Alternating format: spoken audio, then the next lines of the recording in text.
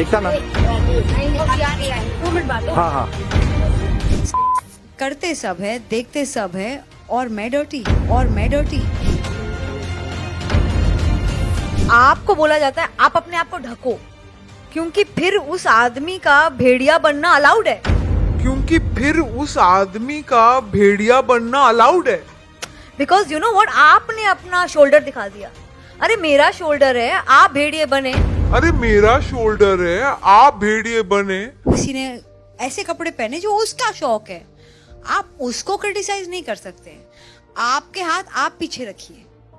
And as far as goes, is not wrong.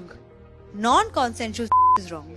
So I have a huge belief in this कि जितना हम चीजों को छुपाएंगे, औरतों को बोलेंगे कि you know ये I mean so many people write on my wall, आप दिखा रही हैं तो ये सब गलत हो रहा है सोसाइटी के साथ। सचमुच रियली हमारे सोसाइटी के साथ गलत हो रहा है क्योंकि दिख रहे लोग। हमारी सोसाइटी गलत हो रहा है क्योंकि लोग को मिसयूज कर रहे हैं, कभी कभी शादी में भी मिसयूज कर रहे हैं। एंड नॉन कॉन्सेंशुअल शादी में भी होता है। So I really believe that you should have a happy fulfilled life without forcing yourself on anyone.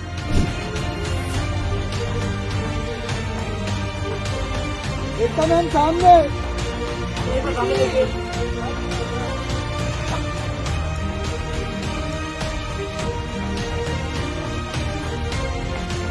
Ekta ji right में।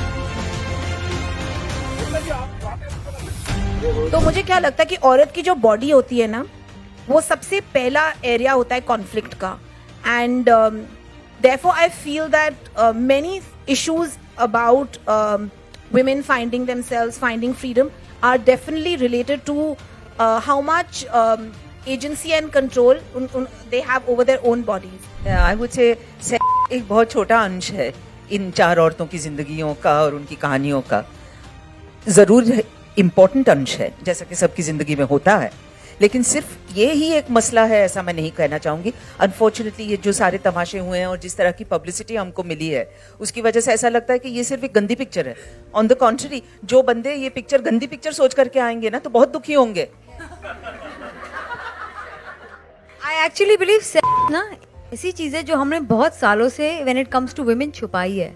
अनफॉर्चुनेटली आपको बोला जाता है आप अपने आप को ढको, क्योंकि फिर उस आदमी का भेड़िया बनना अलाउड है। बिकॉज यू नो व्हाट, आपने अपना शोल्डर दिखा दिया। अरे मेरा शोल्डर है, आप भेड़िए बने। It's like so that is a very big problem.